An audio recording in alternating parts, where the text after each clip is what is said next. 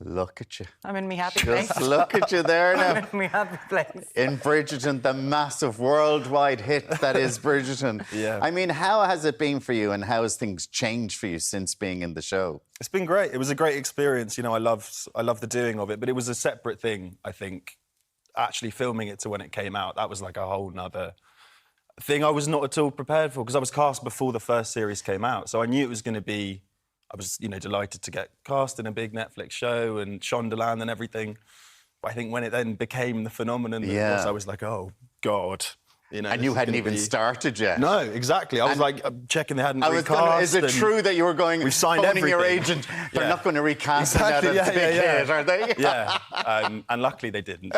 He's basically going, so all those lads have to take their tops off every 5 minutes, hit the gym. I know, I hit the gym and then I couldn't even get my top off. Do you know what I mean? You're like, lads, Shonda, look what I've done for you. I know.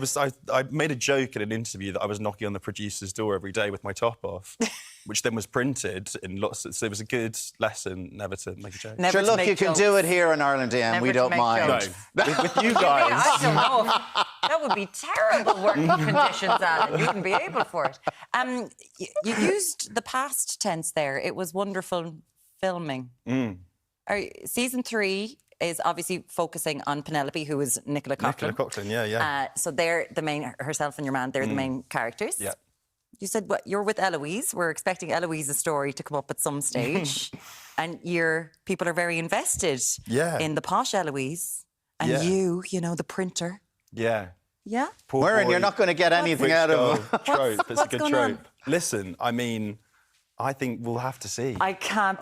this is top secret. Is it that secret? Do they keep you that you cannot say anything? Listen, I think it's because they're filming this, I hear. I think then, do you know what I mean? If I said something, then it would get...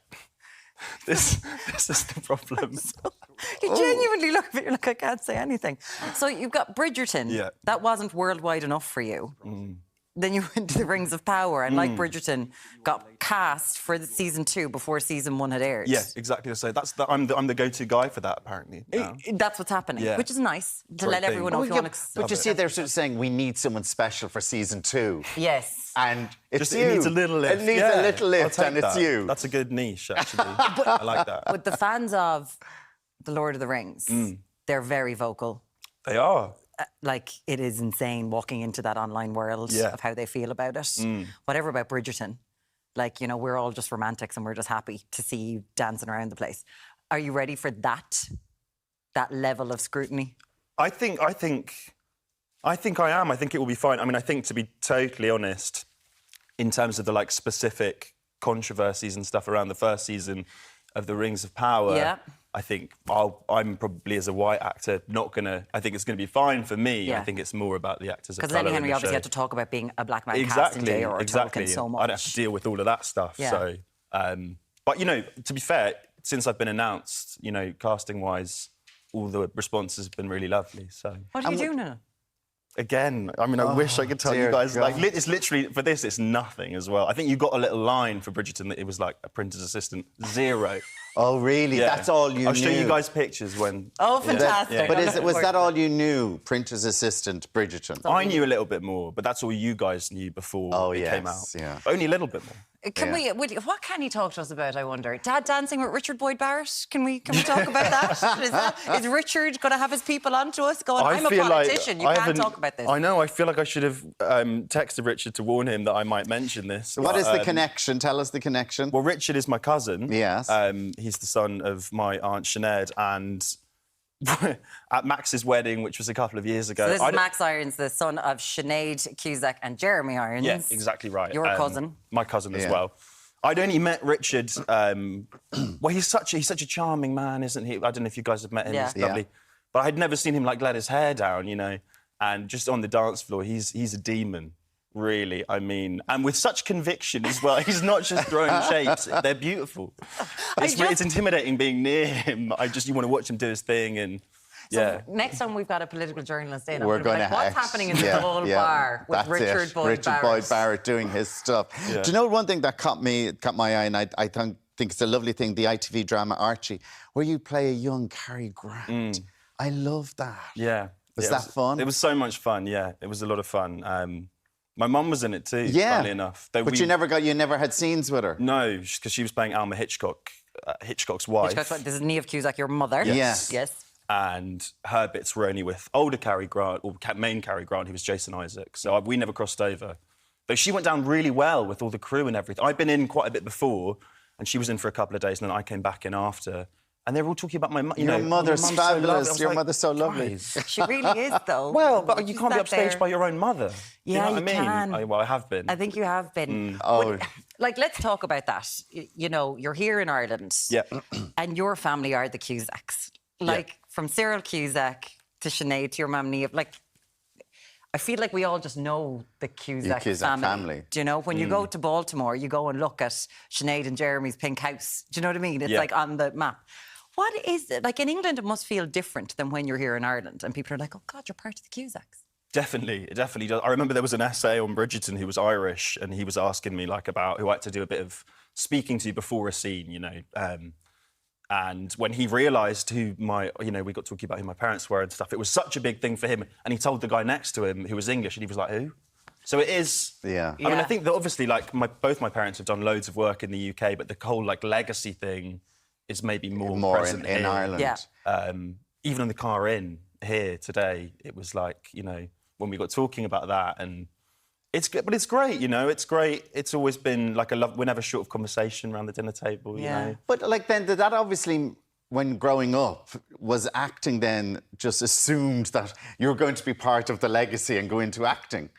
I think so. I think they were really delighted when they thought that I might not, because I went to university. I wasn't really interested in acting as a kid. I was kind of dragged to the theatre and stuff, you know. I just wanted to play football. And then at 19, I did my first play at uni, which was terrible. But it just... The play was terrible and you were terrible. And I was terrible too, but I keep slagging off the play. I'm really worried that the writer is going to... He was a lovely guy. But every interview, I'm like, God, it was awful. Rubbish. Yeah. It's awful. But as soon as I'd done one, I just knew. And then my parents were a little bit... They were like, oh, God, another one going into it. It's so precarious. It's such a stressful industry. Yeah. But because your dad is Finbar Lynch as well, we have to say. Like, we're talking about the Cusacks. Your dad might, like everyone, all the Lynchers are at home going, he's ours as well, lads. He's ours as well. Who's also an actor. Yeah. And it's so funny, you're such a mix of the both of them.